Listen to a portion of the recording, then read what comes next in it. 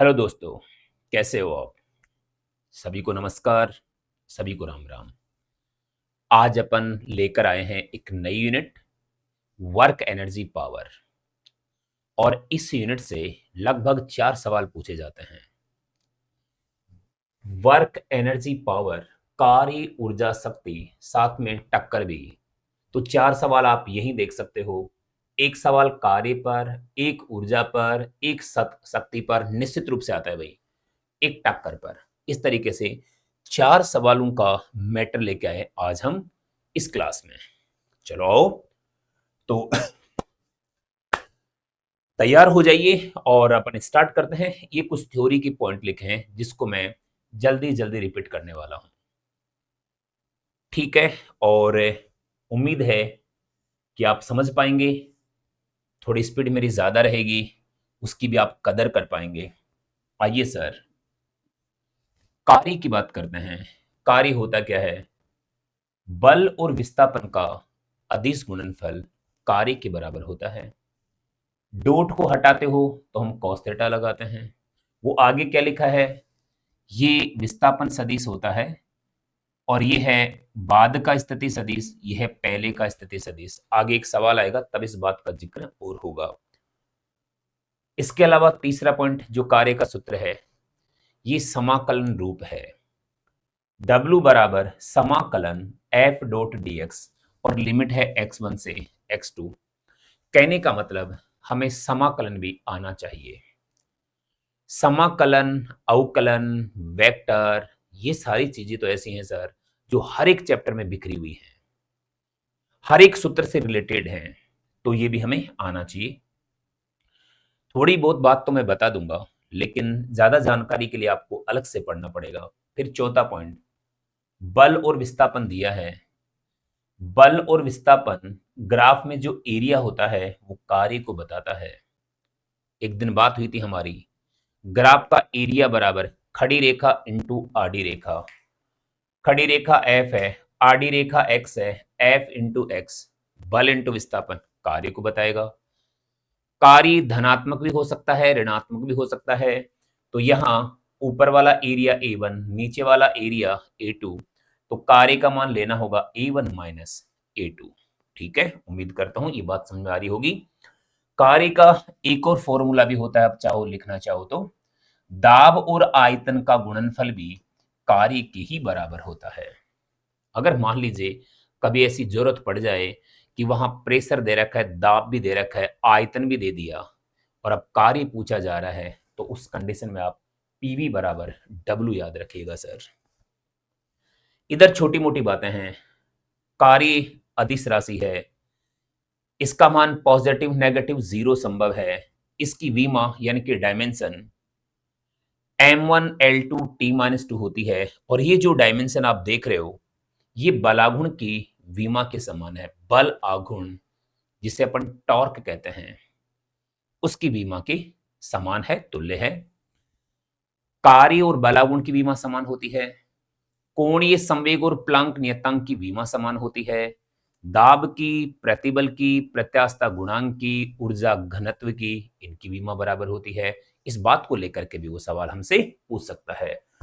आगे चलता हूं, देखिए कार्य ऊर्जा प्रमेय बड़ा इंपॉर्टेंट टॉपिक है भाई। क्या लिख दिया मैंने? 100% एग्जाम में आएगा तो दीपक तो जलाना बनता है सर। कार्य ऊर्जा प्रमेय, वर्क एनर्जी थ्योरम क्या है? किया गया कार्य गतिज ऊर्जा में परिवर्तन के बराबर होता है। किसी निकाय पर किया गया कार्य गतिज ऊर्जा में परिवर्तन के बराबर होता है, यही कार्य ऊर्जा प्रमेय है। तो किया गया कार्य बराबर ये गतिज ऊर्जा में परिवर्तन है। मान लीजिए ऐसा आएगा, गतिज ऊर्जा में परिवर्तन बाद की गतिज ऊर्जा माइनस पहले की गतिज ऊर्जा, यानी कि 1/2 m v two square minus 1/2 m v one square.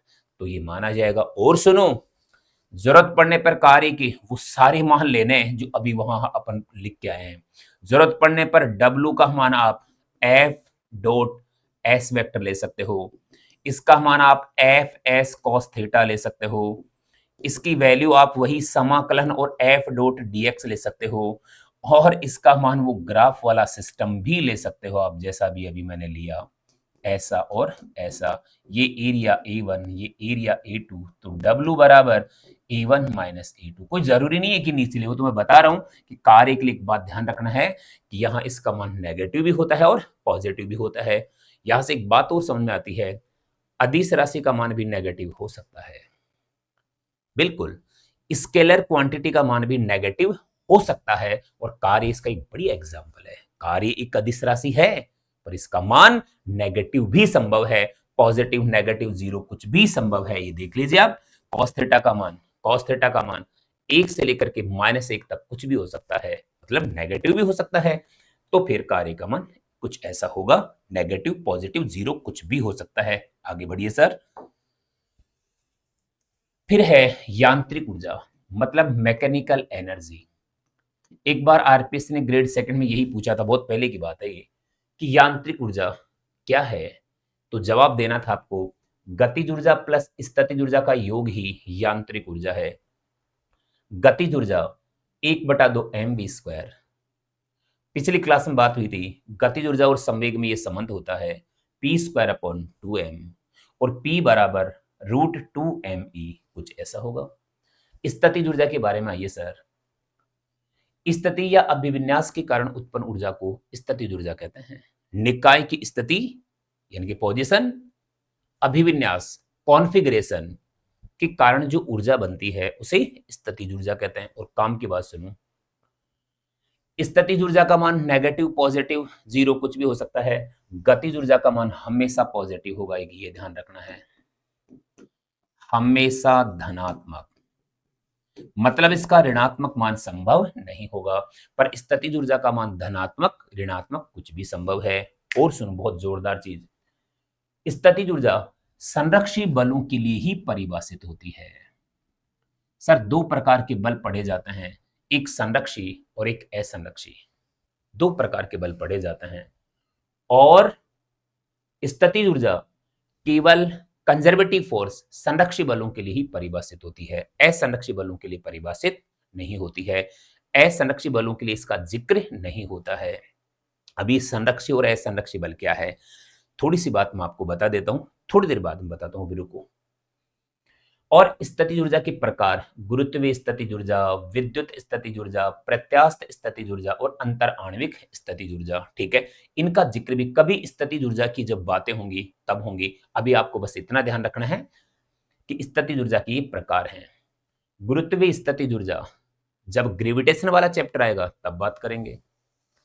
विद्युत स्थितिज ऊर्जा जब आवेश वाला चैप्टर आएगा, इलेक्ट्रोस्टैटिक्स आएगा, कूलाम का नियम आएगा, तब बात करेंगे। प्रत्यास्थ स्थितिज ऊर्जा किसी तार की बात करेंगे, स्प्रिंग की बात करेंगे, तब होगा। तो अभी तो आपको सिर्फ देखो इतना याद रखना है, ठीक। अब बात आती है संरक्षी बलों के लिए परिभाषित, संरक्षी और असंरक्षी बल क्या होते हैं। कुछ तो लिख रखा होगा मैंने।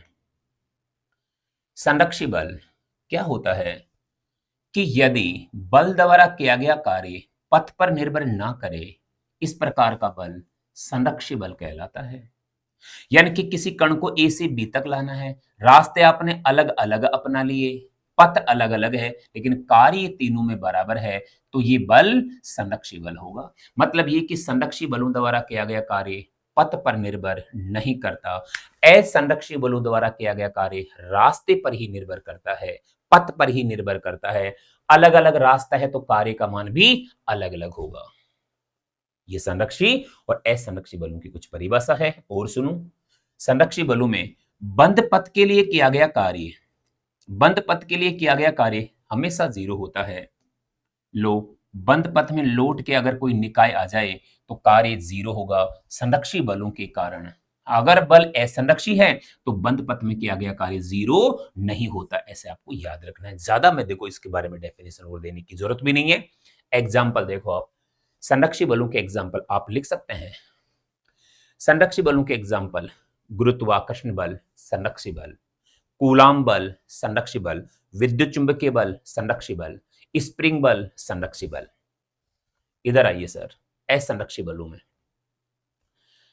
दुनिया भर के सभी प्रकार के विरोधी बल, अपोजिंग फोर्स, हवा का प्रतिरोध बल असंरक्षी, श्यान बल असंरक्षी, घर्षण बल असंरक्षी, और उष्मा गतिकी में काम आने वाले जो बल हैं, थर्मोडायनेमिक्स में काम आने वाले बल हैं, वो भी असंरक्षी प्रकृति के होते हैं, क्योंकि वहां किया गया कार्य पथ पर निर्भर करेगा। तो अब ज्यादा बात हम नहीं करेंगे। बात यहां से स्टार्ट हुई कि स्थितिज ऊर्जा केवल संरक्षी बलों के लिए परिभाषित होती है। तो देखो, गुरुत्वीय स्थितिज ऊर्जा बोलते हैं क्योंकि गुरुत्वाकर्षण बल संरक्षी बल है। कभी घर्षण स्थितिज ऊर्जा नाम सुना आपने? बिल्कुल नहीं, क्योंकि घर्षण बल असंरक्षी बल है। तो ये बातें हमें पता होनी चाहिए। और सुनो, वापस आइए स्थितिज ऊर्जा के बारे में। पॉजिटिव, नेगेटिव, जीरो संभव है। सापेक्ष तल पर ये एक सापेक्ष राशि है, सापेक्ष राशि है, और सापेक्ष तल पर मतलब किसी से तुलना करके इसका मान देखते हैं, और सापेक्ष तल पर इसका मान जीरो होता है। और आकर्षण बलों के कारण स्थितिज ऊर्जा नेगेटिव होती है, और प्रतिकर्षण बलों के कारण स्थितिज ऊर्जा पॉजिटिव होती है। इन बातों को आप नोट कर लेना। चलो ठीक है, आगे बढ़ता हूं।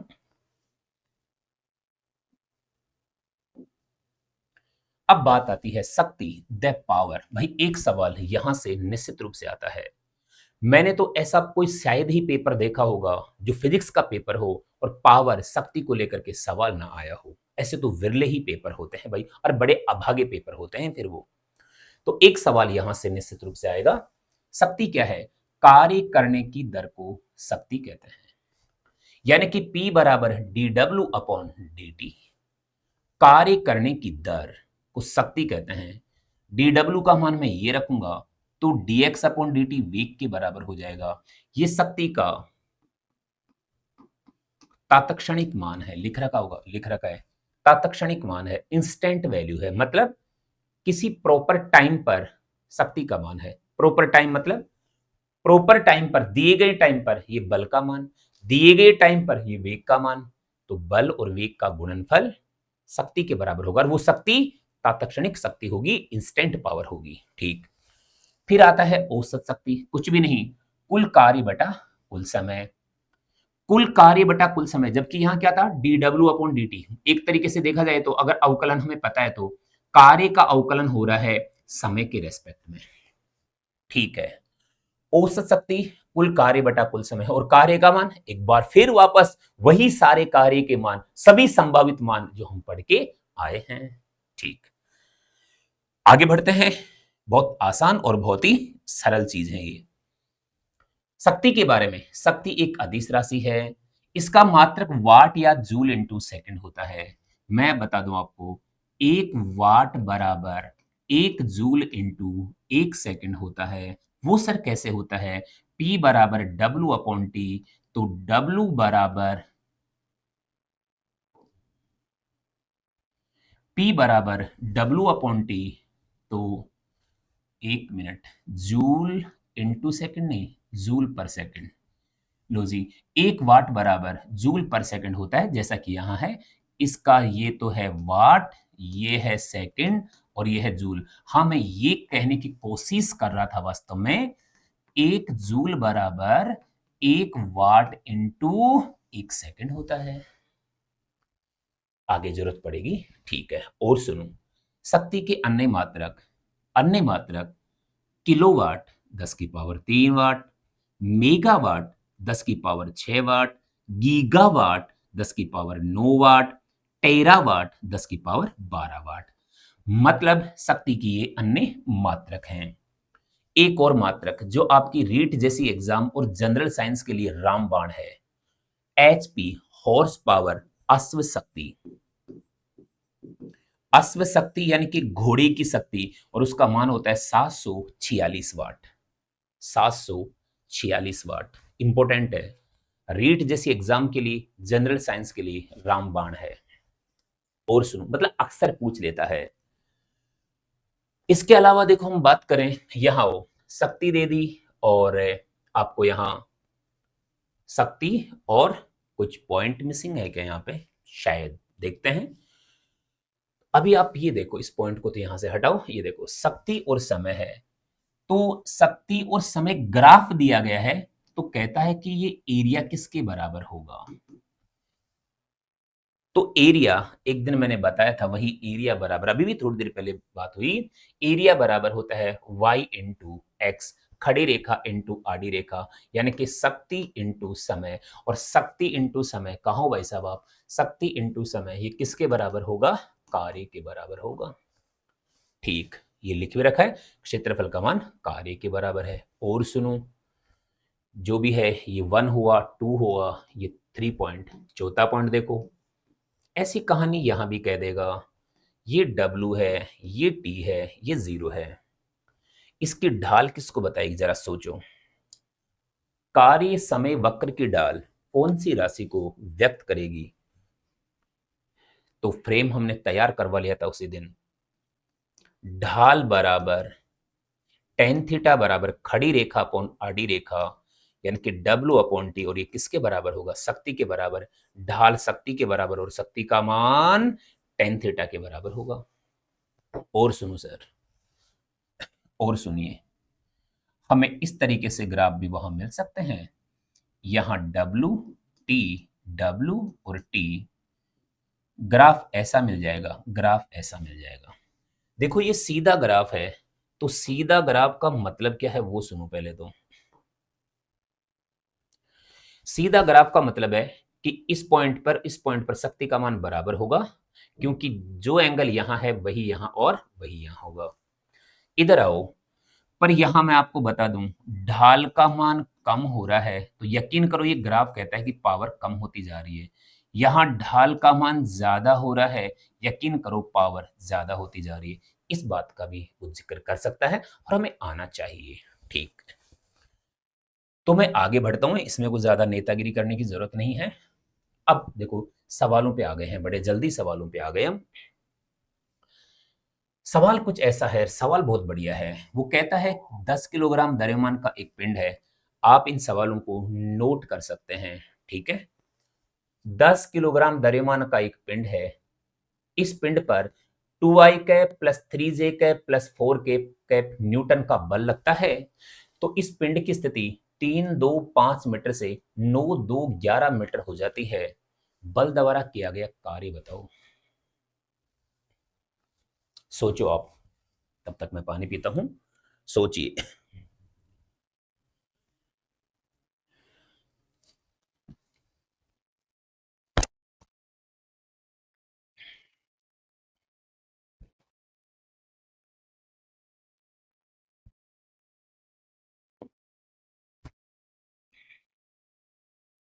अब आओ,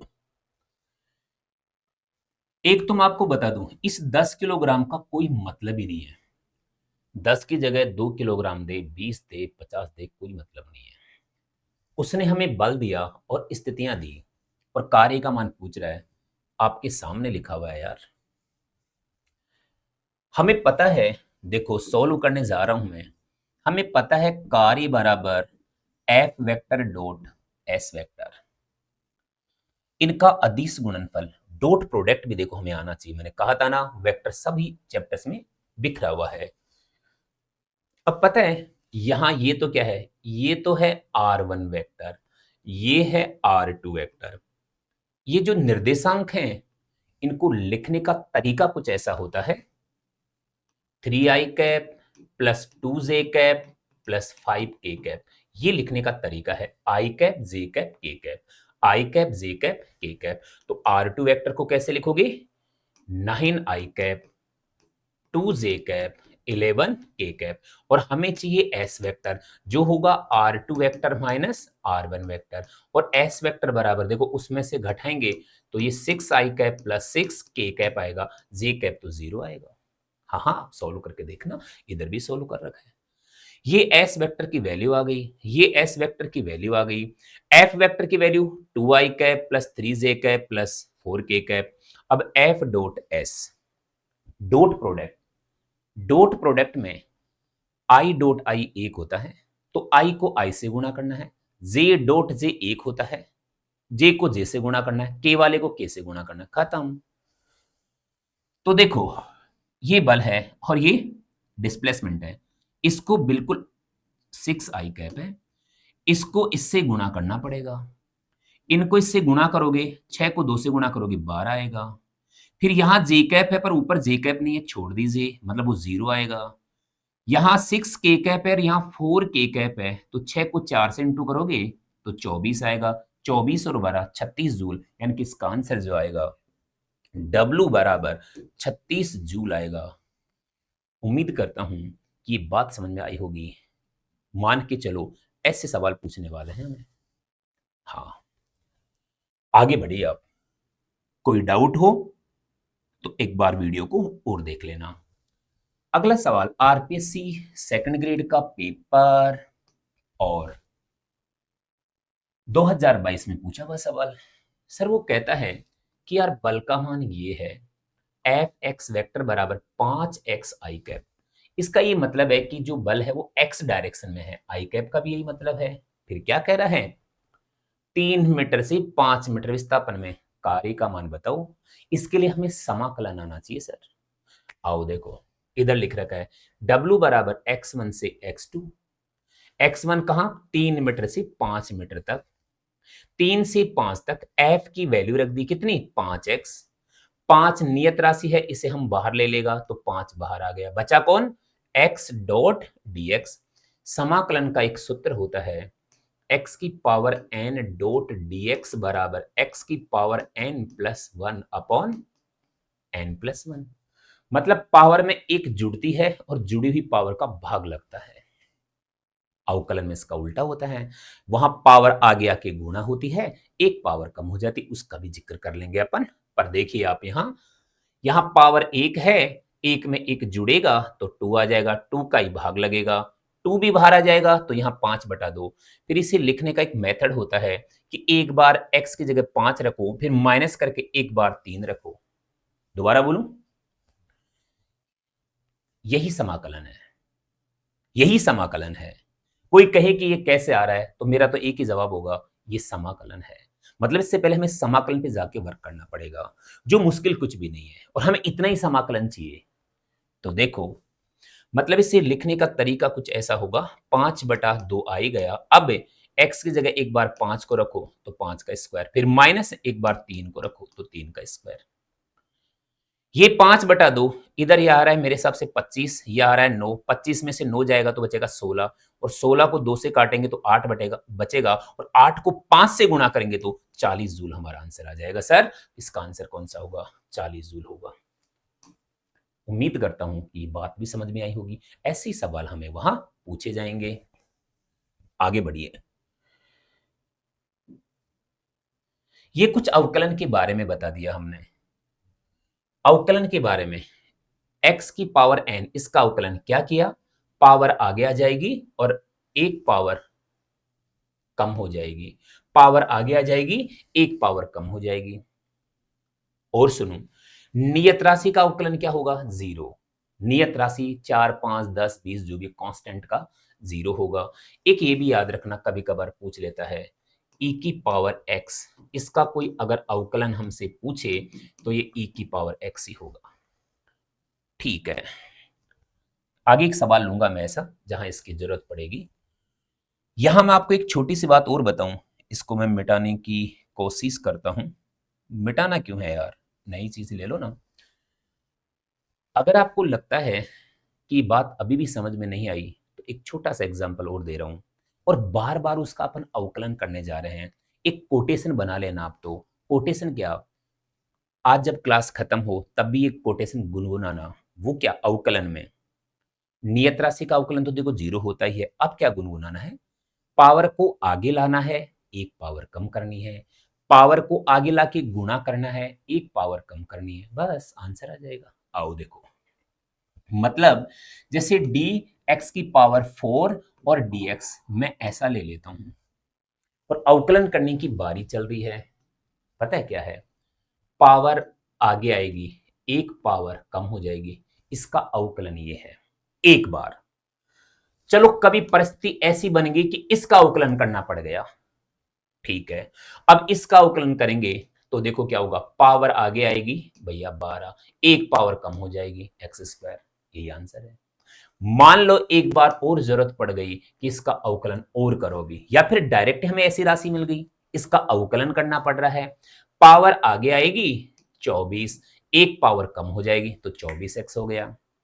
मान लीजिए फिर और जरूरत पड़ गई कि यार डायरेक्ट हमारे को 24x दे रखा है कि इसका अवकलन कीजिए, तो 24x का आएगा सर 24। मैं आपको बता दूं सर वो कैसे, इसके पावर 1 है तो पावर आगे आ जाएगी 1 गुणा 24 और फिर एक पावर कम हो जाएगी, ऐसा मतलब 24 और x की पावर 0। सर किसी की पावर 0 है मतलब 1 और ये आंसर कितना आया 24। कोई कहे कि 24 का भी अवकलन करो तो कितना आएगा 0, क्योंकि 24 अब नियत राशि हो गई। यही अवकलन है यार, हमें तो इतनी जरूरत पड़ेगी एक तरीके से, ज्यादातर यही फॉर्मूला काम आता है, ठीक है। और जब जब इस तरीके के फॉर्मूले आते हैं, जैसे देखो v बराबर dx अपॉन dt, x का अवकलन है टाइम के रेस्पेक्ट में, तब वेग आता है।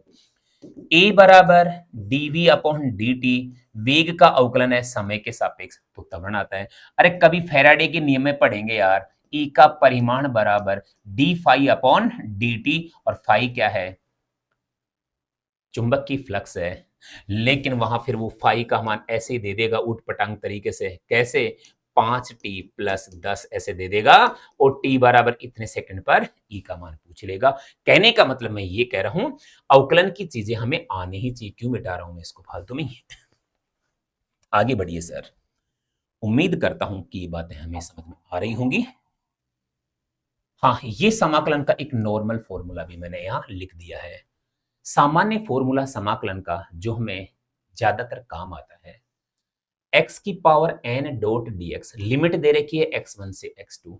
समाकलन में क्या करना है, समाकलन में x की पावर n प्लस वन और फिर इसी का भाग देना है, मतलब पावर में एक जोड़ना है और जुड़ी हुई पावर का भाग देना है। पावर में एक जोड़ना है, जुड़ी हुई पावर का भाग देना है। और अवकलन में क्या हुआ, पावर को आगे लाके गुणा करना है और एक पावर घटा देनी है, ले पावर में से एक घटा देना है। रे यार, x की पावर n d और dx, पावर को आगे लाना है और पावर में से एक घटा देना है। और ये होते कुछ भी नहीं है सर, मैं आपको बताऊं एक छोटी सी बात और बताऊं तो, अवकलन समाकलन और कुछ भी नहीं होता है। जैसे मान लीजिए यहां कोई राशि है, कुछ भी मान लो x, और ये राशि है कोई y, आपने इसका अवकलन किया, x का अवकलन किया तो y मिला, तो y का समाकलन करने पर x मिलेगा। ऐसी बातें हमें आनी चाहिए। जैसे मान लीजिए ये है हाथी इधर, ये है हाथी और ये है चींटी। बड़ी राशि को छोटी राशि में बदलने के लिए अवकलन किया जाता है, तो छोटी राशि को बड़ी राशि में बदलने के लिए समाकलन किया जाता है, और ये एक दूसरे के पूरक हैं। हाथी का अवकलन करने पर चींटी मिलेगी, तो चींटी का समाकलन करने पर हाथी मिलेगा। और ज्यादा जानकारी फिर देखो अवकलन समाकलन पढ़ेंगे तब आएगा। और मैथ्स में अवकलन समाकलन की एक एक बुक्स होती है भाई साहब, तो ज्यादा अपन को डीप से जाना भी नहीं है। आगे आइए आप, आगे देखो अगला सवाल, बहुत बढ़िया सवाल। कहता है द्रव्यमान का मान 2 किलोग्राम है और विस्थापन का मान x बराबर टी क्यूब बटा 3 है, तो प्रथम 2 सेकंड में कार्य बताओ। दोबारा सुनो, 2 किलोग्राम द्रव्यमान का कोई पिंड है, वो इस प्रकार गति कर रहा है कि विस्थापन समय में ये संबंध है, तो प्रथम 2 सेकंड में किए गए कार्य का मान बताओ। इधर सोल्व कर रखा है क्या, फिर तो मैं नहीं बोलूंगा आपको, ठीक है। अब 2 सेकंड में कार्य का मान कैसे आएगा, देखो बाई वर्क एनर्जी थ्योरम, कार्य ऊर्जा प्रमेय से। हाँ, यहां कार्य ऊर्जा प्रमेय की बात करेंगे, क्योंकि देखो कार्य पूछा है, हम जो वो सूत्र लिखते थे उसमें पहला सूत्र देखो, दूसरा देखो, तीसरा समाकलन वाला देखो, ग्राफ वाला देखो, पीवी वाला देखो, टाइम का तो कहीं वहां जिक्र ही नहीं है। और जब विस्थापन और समय संबंध दे रखा हो तो कार्य ऊर्जा प्रमेय की ही बात किया करो, क्योंकि यहां से हम वेग ज्ञात कर सकते हैं। तो सर वेग ज्ञात करने से क्या होगा, कार्य ऊर्जा प्रमेय क्या है, गतिज ऊर्जा में परिवर्तन किए गए कार्य के बराबर होता है। तो हम कह सकते हैं W बराबर 1/2 m v2 square minus v1 square. M का मान वो दे रखा है, रख देंगे। अच्छा V2 और V1 कहां से रखेंगे भाई, उसने हिंट दिया है। देखो x का मान ये दिया है, तो हमें वेग बताना पड़ेगा। v बराबर dx अपॉन dt, यानी कि इसका इसका इस चीज का क्या करना है, अवकलन करना है। अरे यार d अपॉन dt शायद इधर लिख रखा है, मैंने देखा नहीं। और T3/3 क्या करना है, पावर आगे लानी है तो पावर आगे आ गई, एक पावर कम करना है तो कम कर दी, बटा 3 तो पहले से था, 3 से 3 गया, कितना आया सर, t²। ये देखो v बराबर t² आया। अब t1 बराबर 0 पर, अरे यार यहां 0 रखोगे तो वेग का मान भी 0 आएगा। फिर t2 बराबर 2 सेकंड पर, यहां मैं 2 रखूंगा तो 2 दूनी 4, वेलोसिटी 4 मीटर पर सेकंड। कितना आसान है यार, कितना आसान है। समीकरण नंबर 1 से 1/2, m का मान कितना रख दिया 2, v2 का मान कितना है 4 मीटर पर सेकंड, और v1 का मान 0। सॉल्व करने पर आंसर इसका 16 जूल आएगा। सर बहुत इंपॉर्टेंट सवाल है, 16 जूल। तो आज मैंने ऐसा सवाल दिया है, कल वो कुछ और दे देगा। मैंने यहाँ t³ दिया है, वो t² दे देगा, t5 दे देगा। ठीक है, तो इसी तरीके से अपन को सोल्व करना है। उम्मीद करता हूं ये बात हमें समझ में आई होगी। और इनको तो भाई देखो याद करना ही पड़ेगा, इन पे तो मेहनत करनी ही पड़ेगी। और ये यूनिट 4 सवालों को कवर कर रही है भाई, तो बाकी चैप्टर के बजाय इस पे थोड़ा ज्यादा मेहनत करो। आइए बढ़ते हैं आगे। अब एक और दे दिया, कार्य बराबर दिया है इसने e की पावर t, ये वो एक्सपोनेंशियल कॉफिशिएंट है, मतलब होता है कोई चरघातांक की नियतांक। फिर ये t² और 20 हो तो t बराबर 0 पर शक्ति का मान बताओ। ये शक्ति का मान पूछ रहा है। आज यहां ये चीज हमें परेशान कर सकती है, बाकी तो खैर बहुत ही आसान है। t बराबर 0 पर शक्ति का मान पूछ रहा है, ऐसे सवाल और कहीं भी आ सकते हैं। आइए सर मैं सोल्व करता हूं, ध्यान दीजिए आप। P बराबर dw अपॉन dt होता है, P बराबर d अपॉन dt और w की वैल्यू देखो e की power t plus t² plus 20 ऐसा होता है। P बराबर मैंने पहले ही बोला था कि इसके लिए तो जैसा है वैसा ही रखना होता है। t² का कितना आएगा 2t आएगा, 20 का कितना आएगा 0, क्योंकि वो कांस्टेंट है। सर समीकरण नंबर 1 आ गया सर। अब कौन से टाइम पर पूछा है, t बराबर 0 पर पूछा है, तो फिर आप लिखिए p बराबर शक्ति बराबर e की पावर 0 प्लस 2 और t की जगह 0, वो तो भगवान के घर से 0 है। p बराबर इसका मान 1 होता है सर, x की पावर 0 1 होता है, e की पावर 0 1 होता है, फिर ये भी 0 वो भी 0, और क्यों लेके फिर रहे हो 0 को यार, 1 आया, यानी कि इसका मान 1 आया। और शक्ति का मात्रा क्या है वाट, तो वाट आया। और सुनो देखो आपको काम की बात बताऊं, स्क्रीनशॉट ले लो या उतार लो, क्योंकि मैं इसे मिटाने वाला हूं। अब देखिए आप, नहीं बस मैं मात्रक को हटा रहा हूं, मात्रक को हटा रहा हूं। पता है हमें वो क्या दे देगा, सर आप यहां से हटिए। पता है हमें वो दे देगा x का मान ऐसा है, तो t बराबर 0 पर वेलोसिटी बताओ, ऐसा बोल देगा। तुम हटो यार, तुम हटो। तो सर उस समय हमारा आंसर होगा ये मीटर पर सेकंड, मीटर पर सेकंड, मीटर पर सेकंड। सर वो कैसे, इसको भूलो, आज v बराबर dx अपॉन dt आएगा, फिर वही x की वैल्यू रखेंगे, सब पहले जैसा। हाँ देखो अब अवकलन कहाँ कहाँ काम आ रहा है। और सुनो, और सुनो, हटाओ ऐसे, तुम भी हटो। ये सवाल एक बार पूछा था सेकंड ग्रेड के एग्जाम में, और वो कुछ ऐसा था। यहां संवेग का मान दे दिया, संवेग संवेग संवेग, संवेग का मान दे दिया, t बराबर 0 पर बल पूछ लिया, f का मान बताओ। हाँ ये पूछा हुआ सवाल है। तो सर अब हम कैसे बताएं रे, क्या बात कर रहे हो यार, पिछली क्लास में पढ़ा है, F बराबर dp अपॉन dt, F बराबर d अपॉन dt, और आज संवेग का मान वो रख दो, वही e की पावर t, वही t², वही 20, आंसर सब कुछ, यानी कि 1 न्यूटन आंसर आ जाएगा। कितना आसान है यार। मतलब ये कि अवकलन तो जिंदगी में आना ही चाहिए और जिंदगी में नोट्स तो बनाने ही चाहिए। चलो ठीक है, आगे बढ़ते हैं। समझने वाले समझ गए, ना समझे वो अनाड़ी हैं। श्री कृष्ण गोविंद हरे मुरारी, हे नाते नारायण वासुदेवा। श्री कृष्ण भगवान की जय। आओ आगे बढ़ते हैं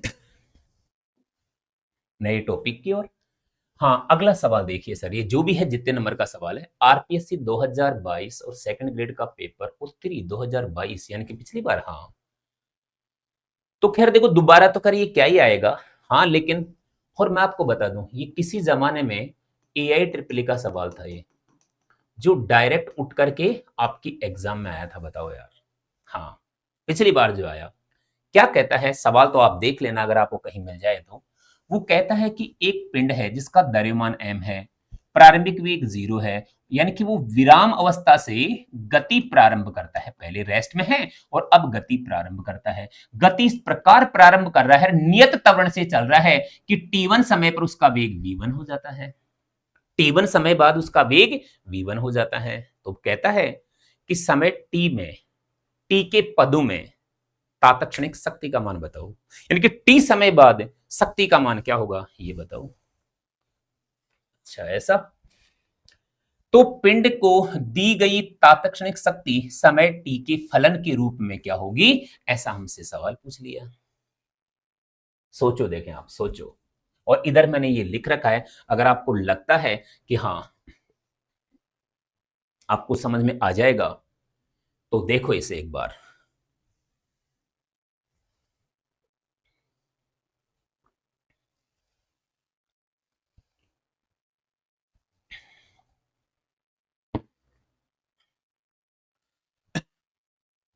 आओ मैं बताता हूं।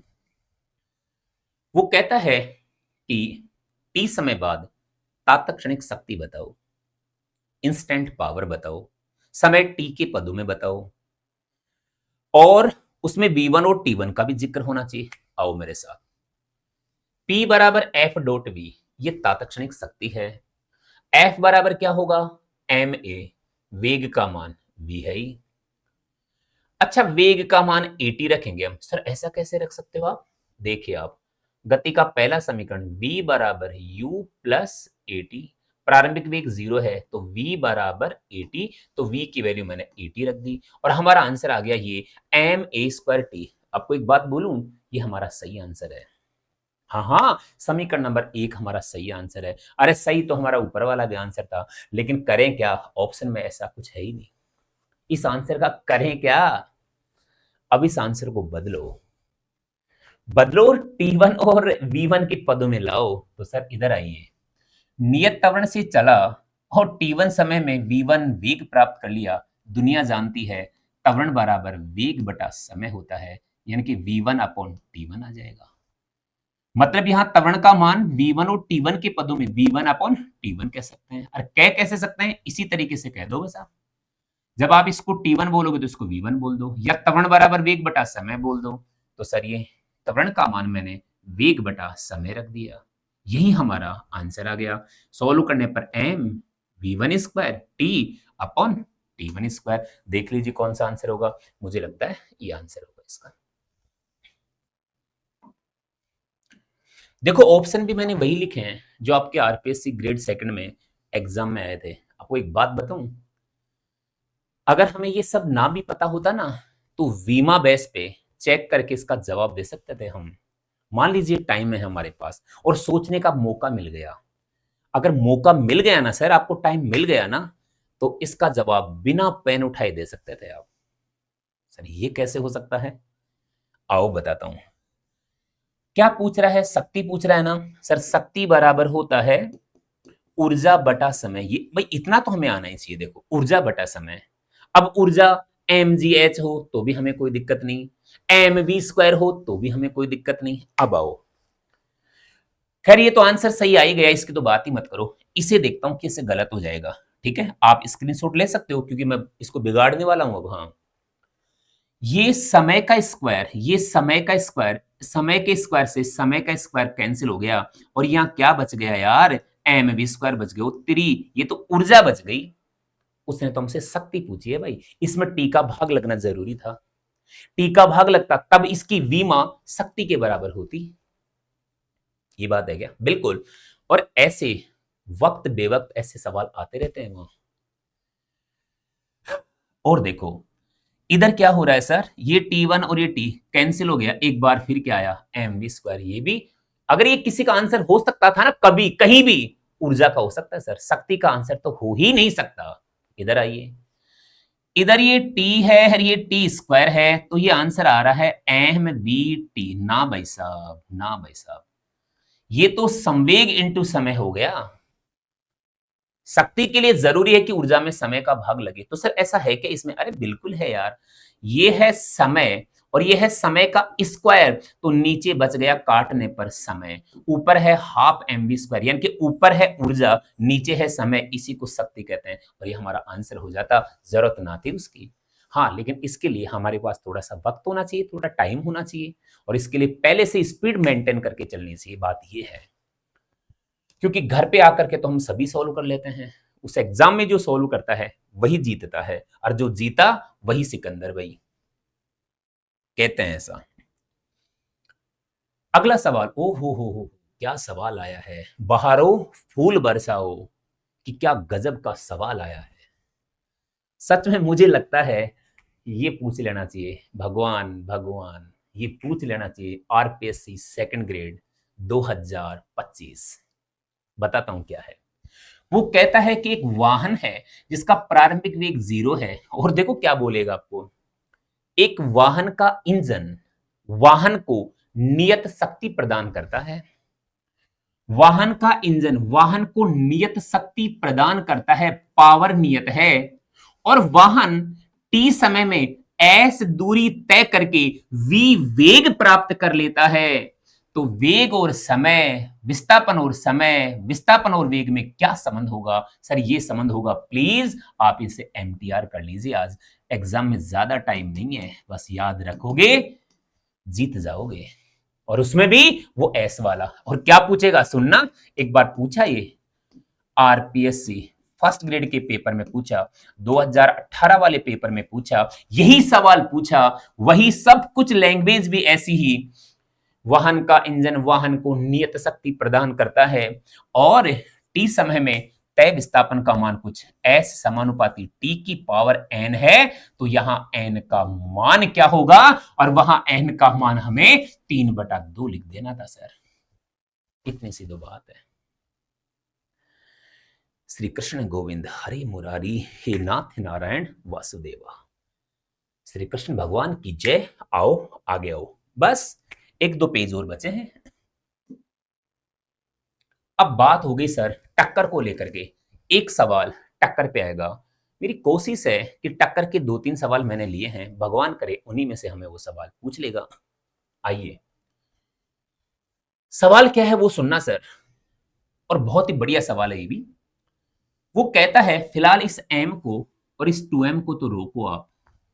वो कहता है m1 द्रव्यमान का कोई पिंड गति करता है, m2 द्रव्यमान के पिंड से जो कि विराम अवस्था में है प्रत्यास्थ टक्कर करता है। पहला पिंड आया, उससे प्रत्यास्थ टक्कर किया। अब देखो ये टक्कर की थ्योरी आपको पढ़ लेनी है, टक्करों के प्रकार आपको पढ़ लेने हैं। प्रत्यास्थ टक्कर, अप्रत्यास्थ टक्कर, पूर्णतया अप्रत्यास्थ टक्कर, ये आपको पढ़ लेना है, ठीक है। अब ये प्रत्यास्थ टक्कर करता है। अब देखो टक्कर होगी तो इस पिंड की ऊर्जा, मान लीजिए ये 100% ऊर्जा लेके आता है, तो जब टक्कर करेगा तो निश्चित रूप से ऊर्जा का कुछ भाग तो इसको देगा, जितना देगा उतना इसके पास कम हो जाएगा।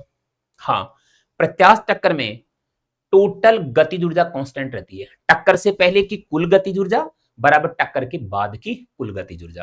अप्रत्यास्थ टक्कर में गतिज ऊर्जा संरक्षित नहीं रहती। और सुनो, टक्कर कोई सी भी हो, संवेग मोमेंटम हमेशा कांस्टेंट रहेगा, टक्कर से पहले का मोमेंटम बराबर टक्कर के बाद का मोमेंटम। लो, टक्कर की अच्छी अच्छी बातें भी मैंने आपको बोल दी। अब सुनो, तो ये पिंड 100% ऊर्जा लेके आता है, गतिज ऊर्जा लेके आता है 100%, इससे टक्कर करता है। वो कहता है भाई टक्कर के बाद इसकी कितनी ऊर्जा शेष रहेगी और कितनी खर्च हो जाएगी, और जितनी खर्च होगी इतनी वो M2 को दे देगा। देगा ही यार। मान लीजिए 100 लेके आ रहा है और इससे टक्कर करता है और शेष रह गई 70, तो खर्च कितनी होगी 30। वो कौन ले गया? वो ये ले गया। क्यों? क्योंकि टक्कर से पहले की टोटल गतिज ऊर्जा बराबर होनी चाहिए, टक्कर के बाद की टोटल गतिज ऊर्जा चाहिए। और समझने समझाने का टाइम खत्म। अब तो सीधा सटीक वार करो। आप देखो क्या कहता है। अब टक्कर के बाद पहले पिंड की शेष ऊर्जा का मान क्या होगा? पहले पिंड की शेष ऊर्जा का मान, सर सूत्र याद रखना, m1 minus m2, m1 plus m2 और इसका होल स्क्वायर। ये क्या मान है? ये शेष मान है सर, शेष मान है ये। ओके, इतना बच जाएगा। तो फिर खर्च कितना होगा? या तो अगर आप इसको 100% में ज्ञात कर लेते हो तो 100 में से घटा के बता देना, बिल्कुल सीधी सी बात है। या फिर अगर फॉर्मूला भी अलग जरूरत पड़े तो टक्कर के बाद पहले पिंड की शेष ऊर्जा का मान नहीं, अब की बार बोल रहा है खर्च ऊर्जा का मान। शेष ऊर्जा जो रह गई, खर्च जो वो दूसरा ले गया, जो ये लेके चला जाएगा, यानी कि स्थानांतरित ऊर्जा, ये भी कह सकता हूं खर्च भाग या स्थानांतरित भाग, और वो रहेगा 4m1 m2 upon m1 plus m2 का होल स्क्वायर। क्या बोला मैंने? याद रखिए सर, समझने समझाने का टाइम नहीं है। लेकिन पॉइंट ऐसा है कि एग्जाम में मिल जाएगा और आपको क्या करना है? थोड़ा सा मुस्कुरा देना है। तेरी वही सवाल आया है, भगवान करे ऐसा ही हो। और सुनो, हाँ लेकिन इसमें कुछ बदलाव कर सकता है। क्या बदलाव करेगा? जैसे वो कहेगा, प्लीज ध्यान दीजिए, हेलो ध्यान दो, क्या बदलाव करेगा? m1 का मान बोलेगा m, m2 का मान बोलेगा 2m। वो बोलेगा m द्रव्यमान का पिंड गति करता हुआ 2m द्रव्यमान वाले विराम अवस्था में स्थित किसी पिंड से प्रत्यास्थ टक्कर करता है, तो टक्कर के बाद पहले पिंड की शेष ऊर्जा का मान बताओ।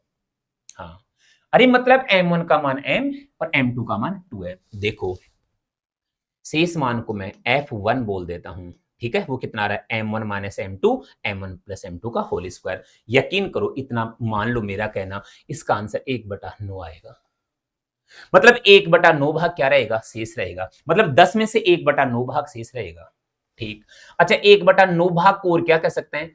प्रतिशत में बात करूं तो 1/9 गुणा 100%, ऐसे कह सकते हैं। 9 है ये। यकीन करो 11.11% भाग शेष रहेगा। तो फिर खर्च भाग कितना हो जाएगा? 100 में से 11.11 को घटा दो तो 88.89% रह जाएगा। आप चाहो अच्छा इसको और ऐसे भी कह सकते हैं, 8/9 ये कह सकते हैं।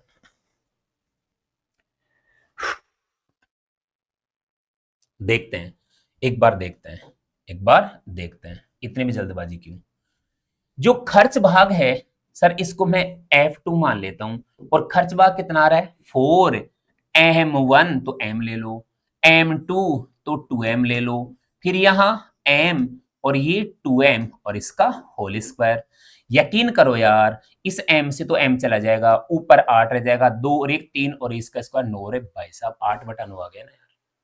और 8/9 भाग रहेगा, ये खर्च हो जाएगा या दूसरे को स्थानांतरित कर देगा। और अगर मैं गुणा 100% करूं तो यकीन करो ये हो जाएगा, जिसको मैंने पहले से ही याद कर लिया था। ऐसा है क्या? और सुनो, ये सवाल एनसीईआरटी में दे रखा है। अब आपको और कैसे पूछेगा, और हम भोले भाले बच्चे मात खा जाएंगे, हमें पता तक नहीं लगेगा। पता लगेगा तो फिर रास्ते में पता लगेगा, जब हम टैक्सी में बैठ के आ रहे होते हैं। उस साला वही सवाल था। क्या बोलेगा? देखो ऐसा, वो कहेगा, ध्यान दीजिए, वो कहेगा कि एक प्रोटॉन, अब यहां वो प्रोटॉन कहेगा, एक प्रोटॉन गति करता हुआ विराम अवस्था में स्थित ड्यूटेरॉन से, ये होता है ड्यूटेरॉन, या इसको 1d2 ऐसे कह सकते हैं, विराम अवस्था में स्थित किसी ड्यूटेरॉन नाभिक से टक्कर करता है, प्रत्यास्थ टक्कर करता है। टक्कर के बाद प्रोटॉन की कितनी ऊर्जा शेष रहेगी, कितनी ऊर्जा खर्च हो जाएगी? तो सर वही हो गया ना, प्रोटॉन का द्रव्यमान अगर m है, क्योंकि प्रोटॉन को हम ऐसे लिखते हैं, प्रोटॉन का द्रव्यमान m है, तो ड्यूटेरॉन का द्रव्यमान क्या रहेगा, 2m रहेगा। यही आंसर आएगा। प्रोटॉन का प्रोटॉन की ऊर्जा का 11.11% भाग शेष रहेगा। 100 में से वो 100% लेके आया, इतनी ऊर्जा शेष रह गई और इतनी ऊर्जा खर्च होगी, कितनी, 88.89% ऊर्जा खर्च हो गई। यही वजह है कि नाभिक की भट्टी में न्यूट्रॉन के मंदन के लिए भारी जल का उपयोग किया जाता है।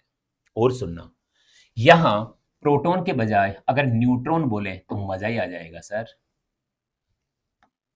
न्यूट्रॉन,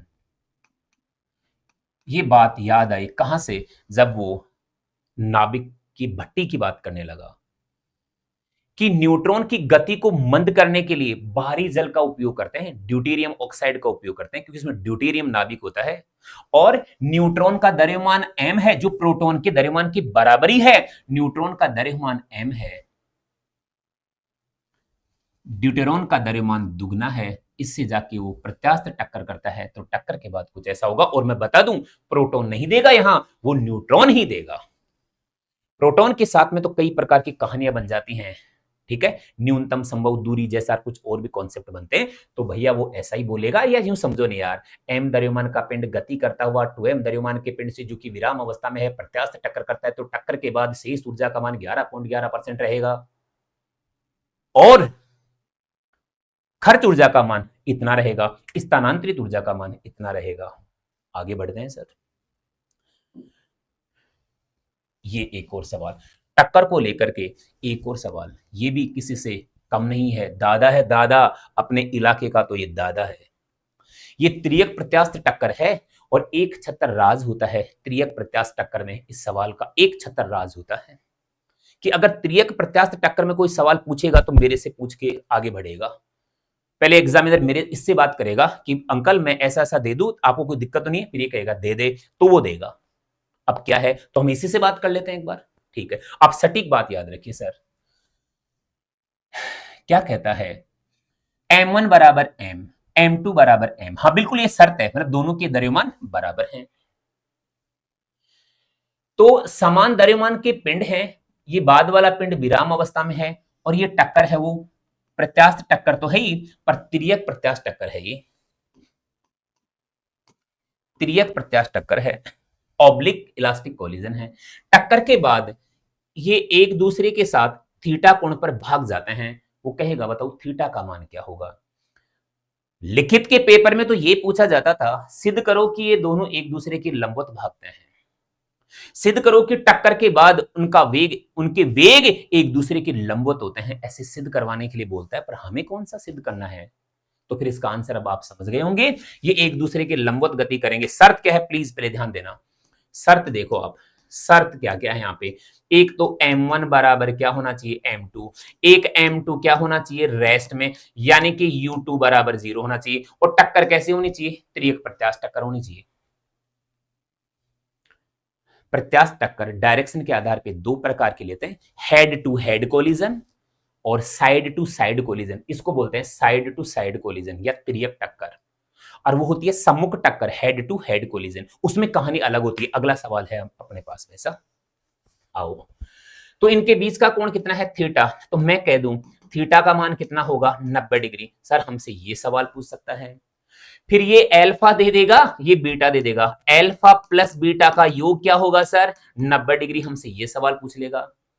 वो हमें परेशान करने के लिए, आंखों में धूल झोंकने के लिए क्या बोलेगा, वो कहेगा कि अगर अल्फा का मान 30 डिग्री है तो बताओ इसका मान क्या होगा। अरे तो क्या हुआ यार, अगर ये 30 डिग्री है तो ये क्या होगा, 60 डिग्री होगा। बस योग कितना आना चाहिए, 90 डिग्री। पता है और क्या कहेगा, ओहो हो अल्फा का मान 53 डिग्री है तो बताओ बीटा का मान क्या होगा, अरे 37 डिग्री होगा, क्योंकि इनका योग क्या आना चाहिए, 90 डिग्री आना चाहिए।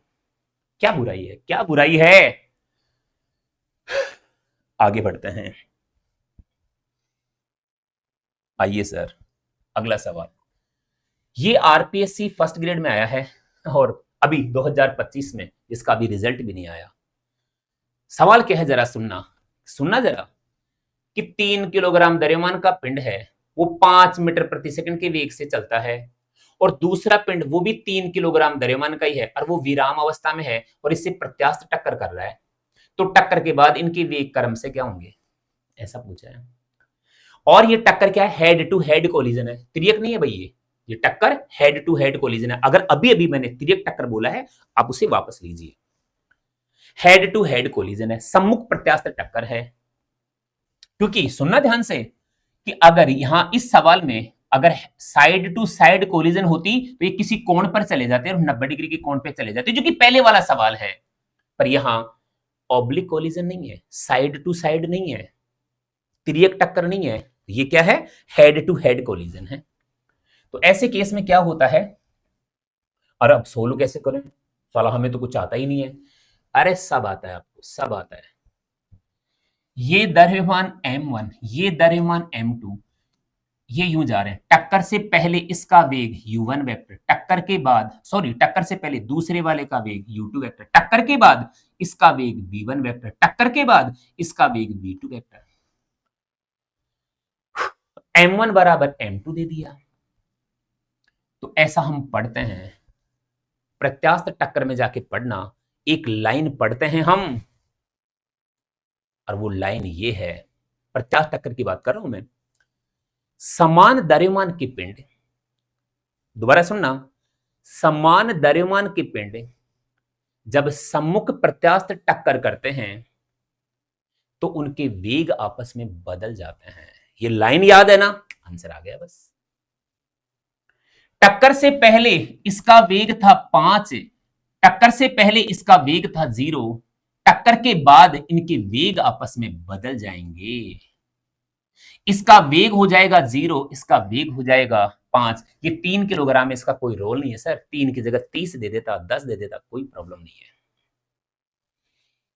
तो इनके वेग आपस में बदल जाएंगे। देखो, टक्कर से पहले इसका वेग 5, उसका 0, टक्कर के बाद 0 और 5, 0 और 5, 0 और 5। मैंने ऑप्शन भी वही लिखे हैं जो एग्जाम में आए थे, ये 0 और 5। सोचो, ये न्यूमेरिकल है ही नहीं, ये तो थ्योरेटिकल सवाल है, और पेन उठाने की जरूरत ही नहीं है, बस देखा और इसको टिक किया। क्या लाइन बोली मैंने, समान द्रव्यमान के पिंड प्रत्यास्थ टक्कर करते हैं तो उनके वेग आपस में बदल जाते हैं। ये चाहे रेस्ट में हो चाहे ना हो, कोई फर्क ना पड़े। और सुनना सर, और सुनना, हट गए, अच्छी बात है यार, बड़े समझदार हो। टक्कर से पहले इसका वेग 5 है, इसका वेग 2 है, तो टक्कर के बाद इसका 2 हो जाएगा, इसका 5 हो जाएगा, बस द्रव्यमान बराबर होना चाहिए। मतलब इसमें 0 होना भी जरूरी नहीं है, उनके वेग आपस में बदल जाते हैं। उम्मीद करता हूं कि यह सवाल समझ में आया होगा। चलते हैं आगे। अगला सवाल भाई साहब, अगला सवाल ये भी मुझे बहुत बढ़िया सवाल लगता है। अगर अप्रत्यास्थ टक्कर को लेकर के सवाल पूछा जाए तो ये भी अच्छा सवाल है। अप्रत्यास्थ टक्कर, आराम से बैठो और बहुत ध्यान से सुनो, ध्यान से सुनो। सवाल क्या है, सवाल है m द्रव्यमान का पिंड गति करता हुआ विराम अवस्था में स्थित समान द्रव्यमान के पिंड से अप्रत्यास्थ टक्कर करता है, और जब अप्रत्यास्थ टक्कर होती है तो एक गुणांक आता है जिसे प्रत्यावस्थान गुणांक कहते हैं, कोफिशिएंट ऑफ रेस्टिट्यूशन कहते हैं। क्या बोलते हैं, कोफिशिएंट ऑफ रेस्टिट्यूशन, ई कहते हैं कि यहां प्रत्यावस्थान गुणांक का मान ई है। तो वो कहता है कि टक्कर के बाद इनके वेगों का अनुपात बताओ, पहले पिंड का वेग और दूसरे पिंड के वेग का अनुपात बताओ। आंसर अपना ई के पदों में आएगा। पढ़ो इस सवाल को एक बार, समझो इसे, तब तक मैं पानी पीता हूं।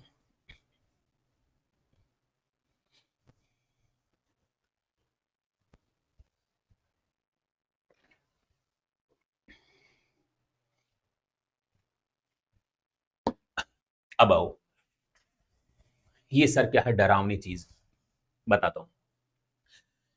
पहले तो आप ई के बारे में जानकारी लो मेरे से। ये प्रत्यावस्थान गुणांक, अगर थ्योरेटिकल पेपर बना, नॉर्मल पेपर बना, इजी और हल्का फुल्का पेपर बना, ई को लेकर के भी कुछ बात पूछ सकता है। ई प्रत्यावस्थान गुणांक है, और जिस सूत्र में ई आ गया वो सभी प्रकार के टक्करों के लिए वो सूत्र लागू होगा। जैसे इस सूत्र में ई आ रहा है तो ये सभी प्रकार के टक्करों के लिए लागू होगा।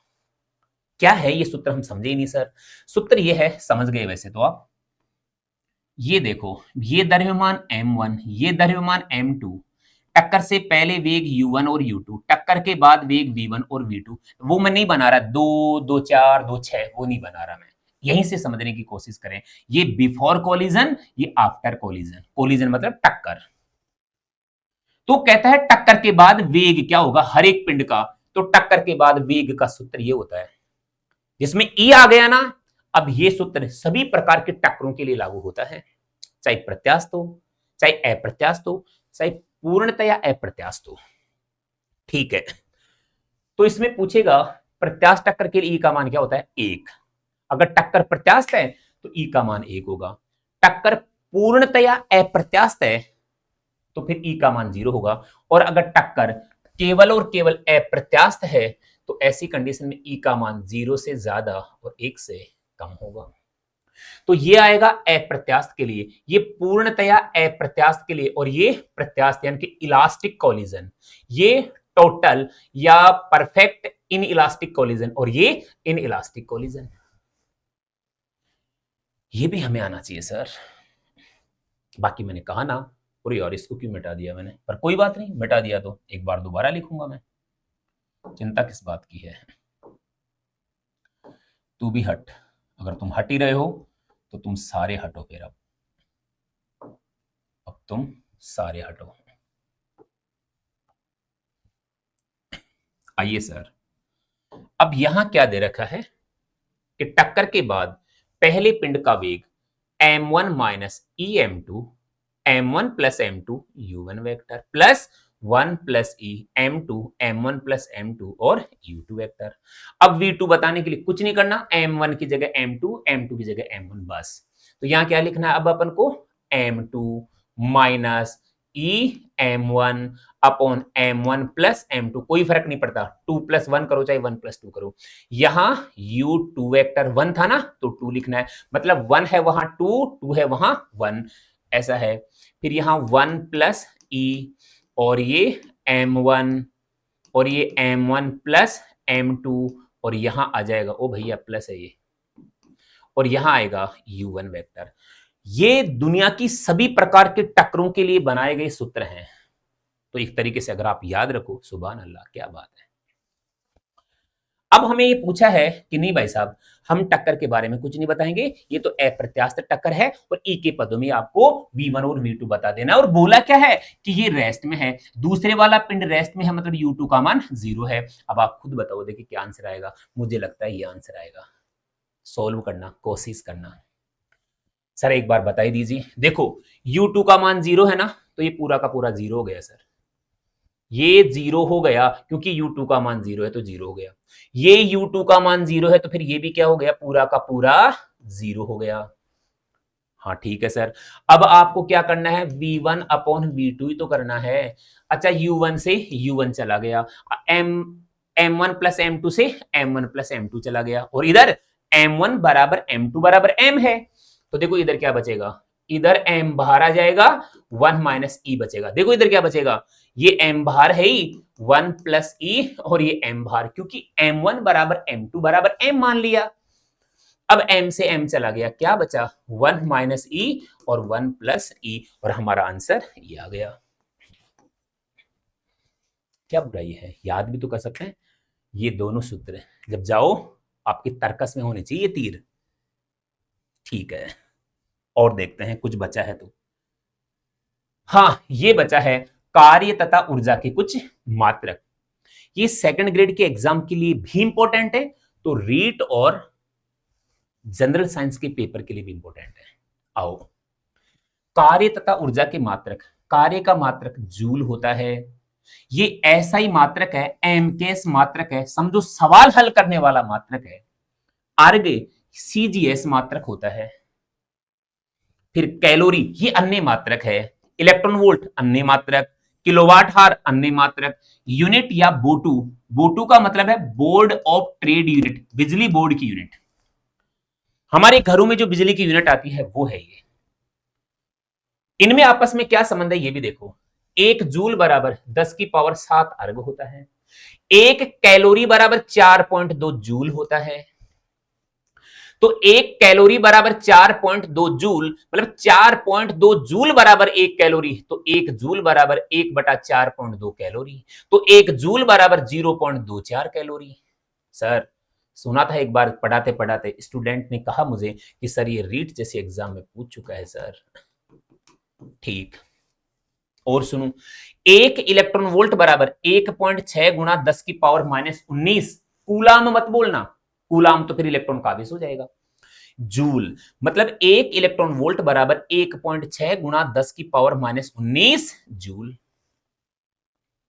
1 किलोवाट हार बराबर 1 किलोवाट हार बराबर 3.6 गुणा 10 की पावर 6 जूल हमें आना चाहिए सर। ये भी एग्जाम में कई बार अलग अलग एग्जाम में जनरल साइंस के पेपर में पूछा। और 1 यूनिट बराबर 1 बोटू बराबर 1 किलोवाट हार बराबर 3.6 गुणा 10 की पावर 6 जूल है सर। ये देखो आप, 1 किलोवाट हार यानी कि 1 किलोवाट और हार, आप इसे बोलिए सर 1 किलोवाट यानी कि 1000 वाट, और 1 हार में क्या होता है 60 गुणा 60 सेकेंड। तो 1 किलोवाट हार बराबर 10 की पावर 1 2 3 4 5, 10 की पावर 5 और 6 को 6 से गुणा करोगे तो 36। इसको मैं 3.6 गुणा 10 की पावर 6 कह सकता हूं। क्या बुराई है भाई, ये बताओ पहले तो। हाँ यार, ऐसा आ गया, और ये मान किस में आया, जूल में आया। और सुनो, बिजली की 1 यूनिट बराबर होती है, हमारे घरों में जो बिजली की 1 यूनिट है वो बराबर होती है एक बोर्ड ऑफ ट्रेड यूनिट के, वो बराबर होती है 1 किलोवाट हार के, वो बराबर होती है 3.6 गुणा 10 की पावर 6 जूल के। और सुनो सर, और सुनो, व्यवहार में समझो इसे, 1 किलोवाट हार और ये 1 यूनिट, पता है अपनी बिजली की यूनिट 1 किलोवाट हार यानी कि 1000 वाट इंटू 1 हार। समझना, 1000 वाट का बल्ब 1 घंटे तक जलेगा, तब जाकर के 1 यूनिट बिजली खर्च होगी। हाँ ये है। इस जीरो को मैं यहां से हटा देता हूं और इस जीरो को मैं यहां लगा देता हूं। 100 वाट का एक बल्ब जब 10 घंटे तक जलेगा तब 1 यूनिट बिजली खर्च होगी, ये मतलब है। देखते हैं आगे कुछ और बचा है क्या। नहीं, अब आगे ऐसा कुछ नहीं बचा। इसी के साथ ये बुलेटिन समाचार समाप्त होते हैं। उम्मीद करता हूं ये बातें समझ में आई होंगी। एक बार दोबारा वीडियो देख लेना, पर इनको ढंग से पढ़ के जाना, ठीक है। और अब मिलते हैं हम नए वीडियो के साथ, नए चैप्टर के साथ, नई यूनिट के साथ। तब तक आप स्वस्थ रहिए, मस्त रहिए, खुश रहिए। चैनल को लाइक कीजिए, सब्सक्राइब कीजिए और ज्यादा से ज्यादा शेयर कीजिए। श्री कृष्ण गोविंद हरे मुरारी, हे नाथ नारायण वासुदेवा, श्री कृष्ण भगवान की जय। धन्यवाद, थैंक यू।